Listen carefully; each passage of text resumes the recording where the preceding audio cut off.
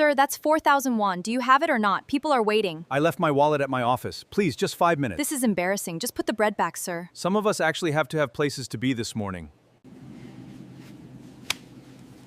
I've got it. Add it to mine.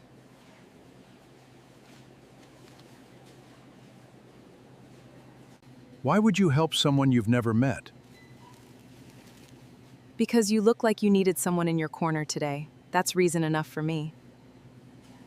The bread aisle at Green Mart is bathed in early morning light when an old man in a wrinkled gray coat freezes at the checkout counter, his hand digging through empty pockets, panic rising in his throat as the cashier's patience runs out in front of a growing line of strangers. The cashier snaps that it's 4,001 and asks if he has it or not, because people are waiting. The old man stammers that he left his wallet at his office, begging for 5 minutes to send someone back for it. A man in line grumbles that some people actually have places to be. A woman in heels says it's embarrassing and tells him to just put the bread back. The old man's hands begin to shake, decades of boardroom power meaning nothing against a room full of strangers laughing at him over 4,001, his eyes dropping to the floor in a shame so heavy it bends his shoulders forward. And then from 2 aisles away, a mop stops rolling. Sophia has heard every word. She crosses the store in 6 fast strides, pulls crumpled bills from her apron, the same money she saved for her own lunch, and slaps it on the counter without a second of hesitation, telling the cashier to add it to hers. The line goes silent. The old man turns to her, stunned, his eyes searching her face for a reason a stranger would do this for him. He asks why she would help someone she's never met. She tells him he looked like he needed someone in his corner today, and that's reason enough for her. She presses the bread into his trembling hands and walks away like nothing unusual has happened at all, but the old man does not move, watching her disappear down the aisle, something cracking open in his chest that has not moved in years. What Sophia does not know is that the man she just saved from public humiliation is the chairman of one of the most powerful companies in South Korea, and by tonight, his entire empire will be turned upside down searching for the woman who paid for his bread. 3 nights later, a black car screeches to a stop outside a rundown apartment building on the poorer edge of the city, and 2 men in suits step out asking questions about a cleaning woman named Sophia. Behind a cracked window upstairs, Sophia's hands freeze on her mother's medicine bottle, her heart slamming as a fist pounds on her door. She calls out asking who's there and what they want. A voice on the other side tells her the chairman is requesting her presence immediately. Her mother's frightened eyes meet hers across the room, and for one suffocating second, Sophia is certain her past has finally caught up to her. The debts, the forged signature she once used to save her mother's life, a decision she has spent 3 years praying no one would ever discover. She grips the doorframe, breath shallow, bracing for the worst. Her mother whispers her name and asks what she's done. Sophia answers that she's done nothing wrong. But her voice shakes when she says it. Somewhere 50 floors above the city, in a glass office with his heart monitor beeping softly beside him, the old man from the supermarket sits with a single file open on his desk, staring at a photograph of the woman who saved him, his eyes narrowing at a detail buried in her background check that no one else has noticed yet. A detail that will tear this story wide open long before anyone expects it. He tells his assistant to bring her in tonight, and to tell no one what they found. Not even his grandson. 4-1 heartbeat, the story flashes forward. Sophia standing in a courtroom-lit hallway years later, tears streaming, her hand slamming a folder onto a marble desk as a voice shouts betrayal into the silence. Before the picture snaps back to black and the story rewinds to where it truly begins. 3 days earlier, before the wallet, before the bread, before anyone knew how far this would go. Sophia's mornings start at 5, long before the sun touches Seoul's glass towers, scrubbing floors in a uniform 2 sizes too big, sending half her paycheck home to a mother whose illness has drained every bit of savings she ever had. She does not dream of wealth. She dreams of one more year, one more month, one more day where her mother's hands do not shake so badly she cannot hold a spoon. When the chairman's assistant finds her 3 days after the supermarket, summoning her to the 52nd floor of a tower she has cleaned for over a year without ever meeting the man who owns it, she assumes she is being fired for something she does not remember doing. She asks the assistant if she did something wrong, offering to explain whatever it is. The assistant tells her he specifically asked her to say that she did something very right.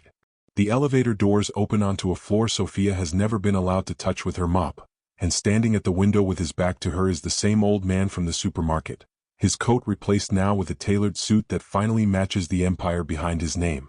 He tells her she didn't recognize him that morning, and that not many people would have helped a stranger who couldn't even pay for bread. She tells him he didn't look like someone who needed saving. He looked like someone who was drowning quietly and hoping nobody would notice. Something shifts behind his eyes at those words, a recognition so sharp it nearly knocks the breath out of him, because for 60 years no one, not his board, not his family, not even his own grandson, has ever looked at him and seen exactly what he was hiding. He asks her name. She tells him. He repeats it once under his breath like he is memorizing something sacred. Behind them, the elevator doors slide open again, revealing a young man in an ash-gray suit whose eyes go cold the instant he sees a cleaning woman standing alone with his grandfather. He demands to know who she is. The old man tells him this is the woman who saved him from being humiliated in front of a room full of strangers, and to show some respect. The grandson says with respect that his grandfather doesn't know anything about her. The old man snaps back that he knows enough, that she gave without expecting anything in return, and asks if he has any idea how rare that is in this family. The grandson's jaw tightens, his eyes cutting to Sophia with a suspicion sharpened by years of watching people circle his grandfather's fortune like vultures waiting for the old man to weaken. Sophia feels the temperature of the room drop the moment his gaze lands on her, and though she says nothing, she already understands that whatever kindness she offered a stranger in a supermarket has just placed her directly in the crosshairs of a war she never asked to be part of.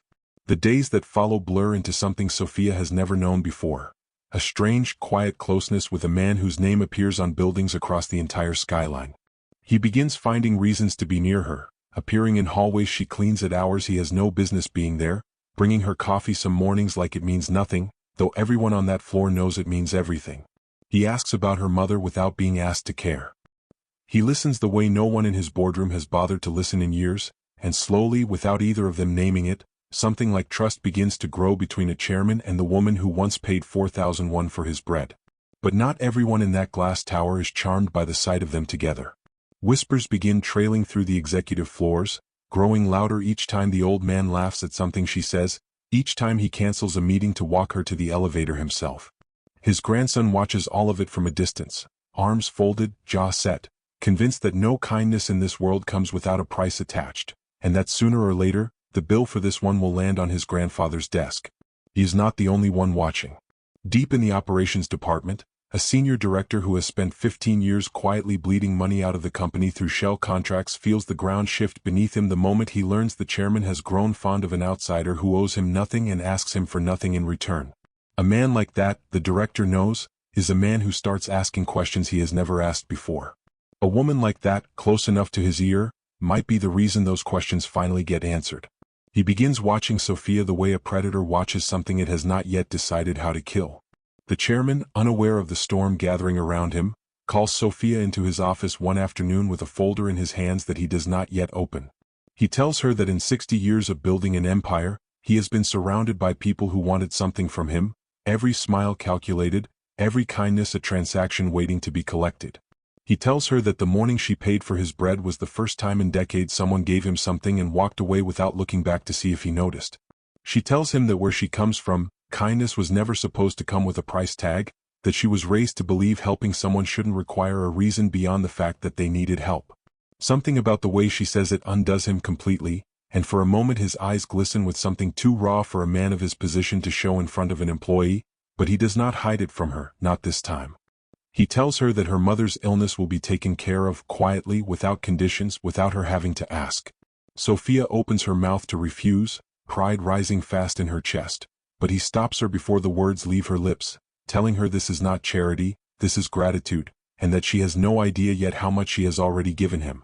That night, walking home through streets slick with rain, Sophia allows herself, for the first time in years, to imagine a future that does not begin and end with worry.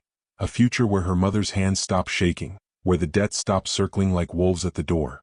She does not see the black car idling across the street, does not notice the man inside it lowering his phone camera as she passes beneath a streetlight, capturing images that will later be twisted into something they were never meant to be. The grandson, meanwhile, cannot let go of his suspicion no matter how many times his grandfather insists there is nothing sinister behind Sophia's kindness. He assigns someone from his own staff to dig quietly into her background, telling himself he is protecting his family, refusing to admit that some part of him has begun watching her not with suspicion but with something far more dangerous, an attention he has not allowed himself to feel for anyone in years. Every time their paths cross in the hallway, Every time she looks at him without an ounce of fear despite knowing exactly how much power he holds over her job, something in his carefully built control cracks a little further. He finds her one evening on the rooftop garden where she sometimes eats her dinner alone, the city glittering gold beneath a darkening sky, and instead of the cold interrogation he had planned, he finds himself asking her, almost against his will, why she never asks his grandfather for anything, not even when it would be so easy. She tells him that the day she starts asking for things is the day she stops being the person who was kind enough to earn them in the first place. He has no answer for that. He simply stands beside her in silence, the distance between them shrinking by inches neither of them are ready to admit to. But peace never lasts long in a house built on old secrets, and 3 floors below them, the director who has been watching Sophia for weeks finally makes his decision. He cannot risk an outsider getting close enough to the chairman's trust to eventually stumble onto the numbers he has spent 15 years hiding. He needs her gone, discredited, unbelievable, and he needs it to happen fast, before the chairman's growing affection for her turns into something legally binding that could expose everything he has built in the shadows. That night, in an empty office lit only by the glow of a monitor, he begins editing footage that does not yet exist into a story that will destroy a woman who has done nothing wrong. Sophia feels none of this coming. She goes to bed that night thinking of her mother's medicine, of a kind old man's promise, of a young man's guarded eyes softening on a rooftop for reasons she cannot yet name, unaware that somewhere in that same building, a plan is already in motion to burn every bit of trust she has built to the ground, and that by the time the sun rises again, the life she has spent years quietly rebuilding will be hanging by a thread she does not even know exists. Morning arrives with a knock that shatters the fragile peace Sophia has only just begun to trust.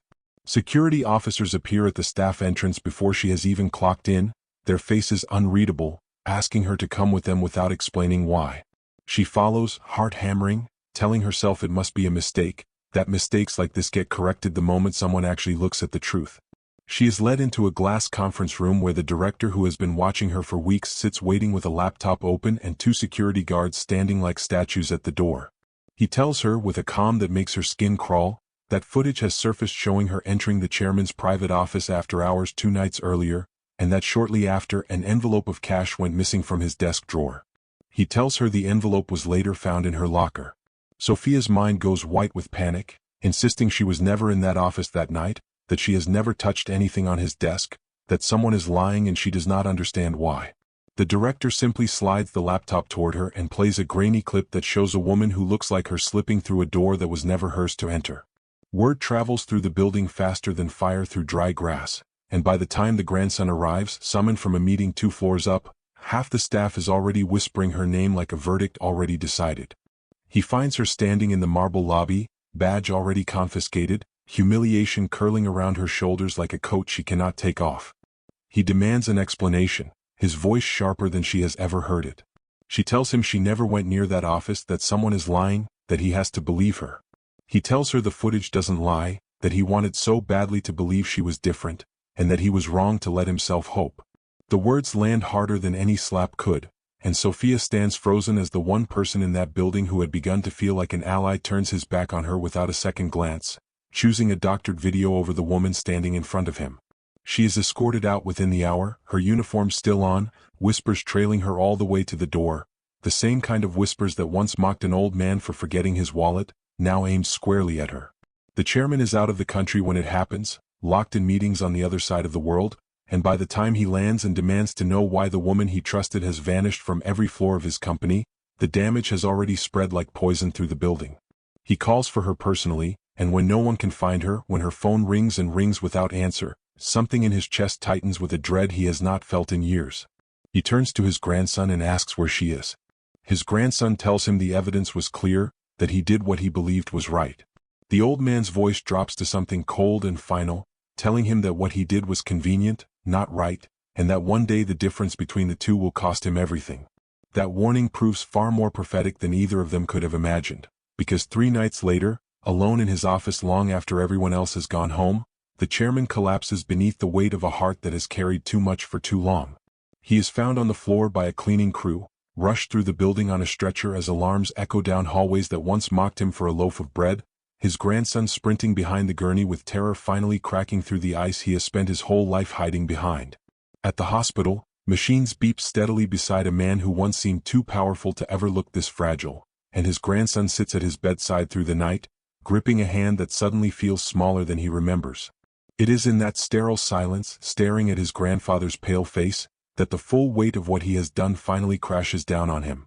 The woman he accused, the trust he threw away, the possibility that he destroyed the one person his grandfather had spent 60 years searching for. The truth begins to surface the next morning, delivered not by investigators or lawyers but by a junior accountant whose guilt has been eating at her for weeks. She finds the grandson in a hallway outside the intensive care unit, hands trembling around a folder of financial records she has been too afraid to report until now. She tells him she should have said something sooner, that she was scared, and that what she found cannot stay buried any longer. She hands him records tracing a pattern of shell contracts and quietly disappearing funds back to one man, the very director who accused Sophia and produced the footage that ended her career in a single afternoon.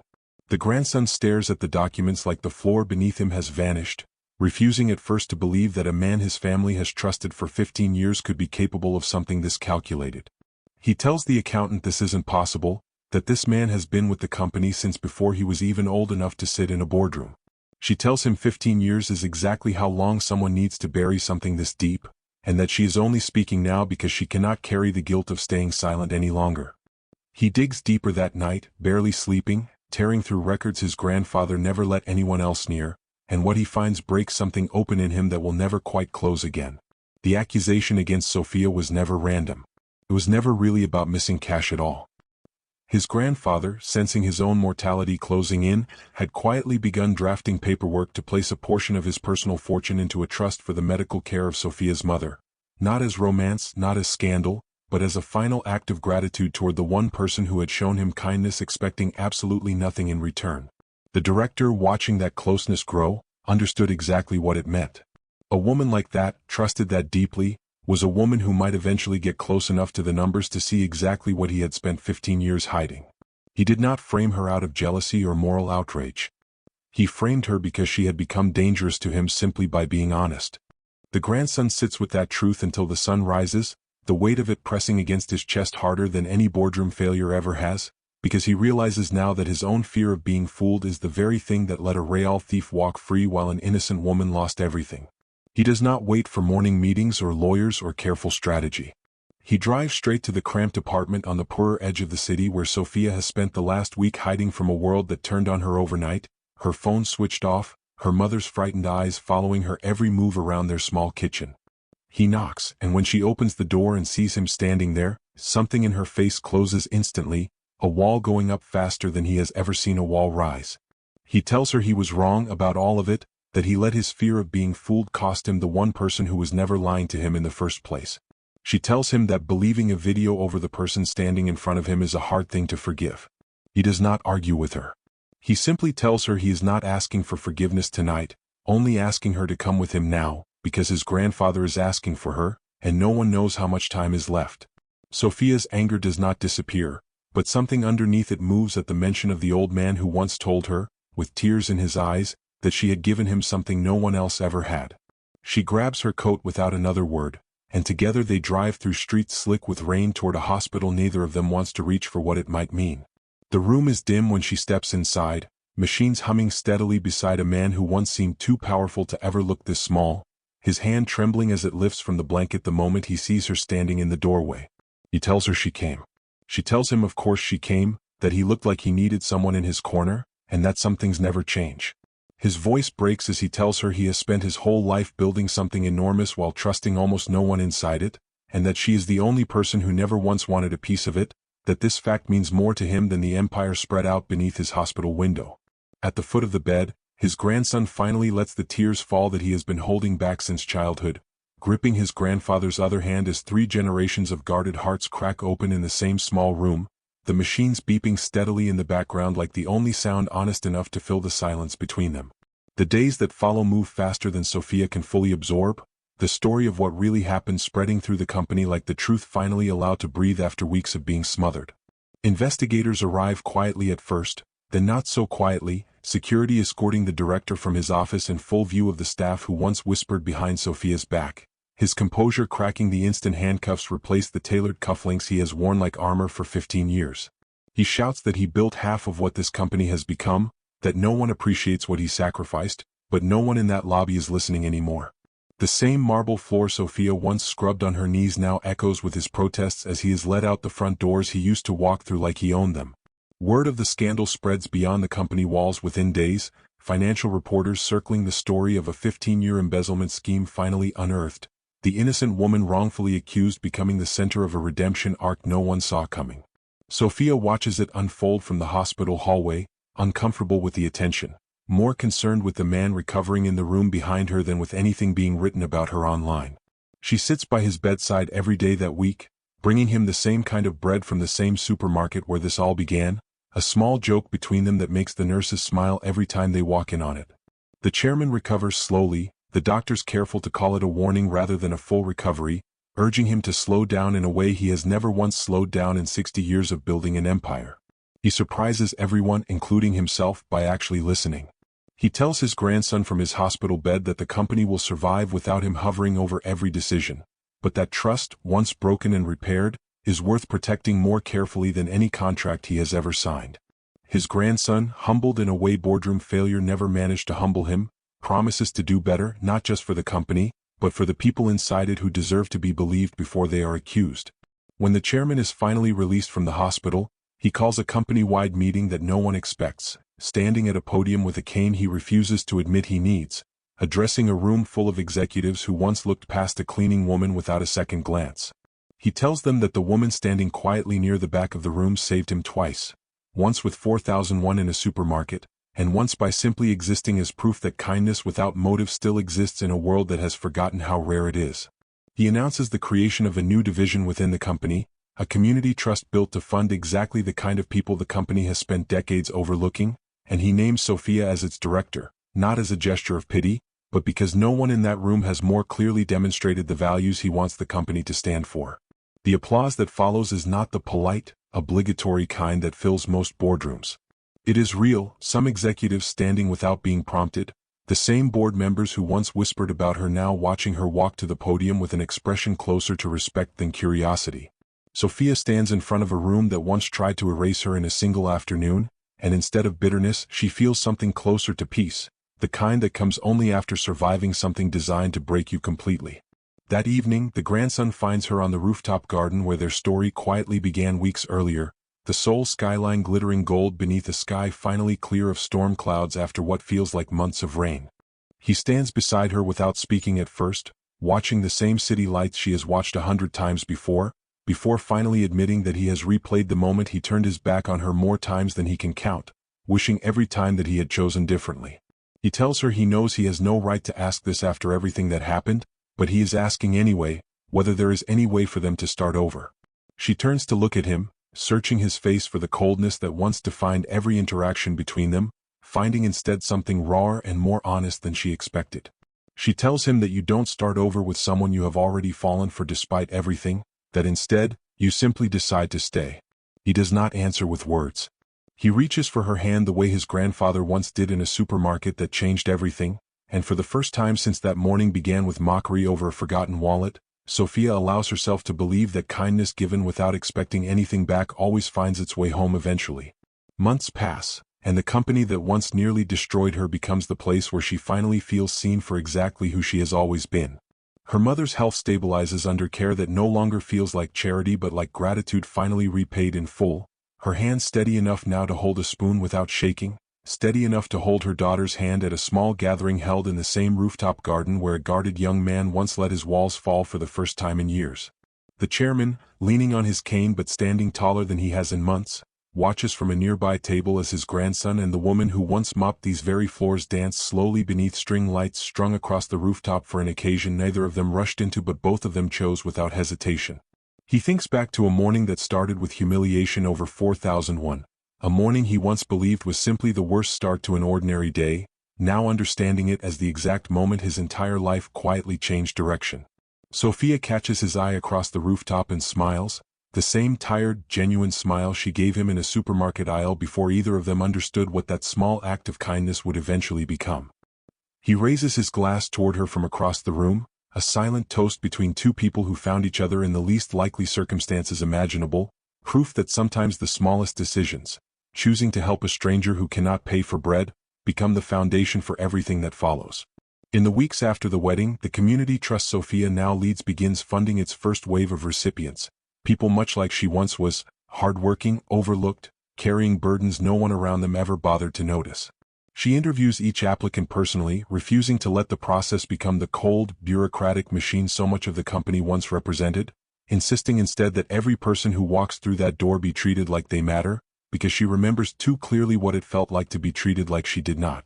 The former director, awaiting trial in a cell far removed from the glass offices he once ruled from, becomes a footnote in a story that grew far larger than the crime he tried to hide, his 15 years of careful theft reduced to a cautionary tale repeated in boardrooms about what happens when unchecked power goes unquestioned for too long.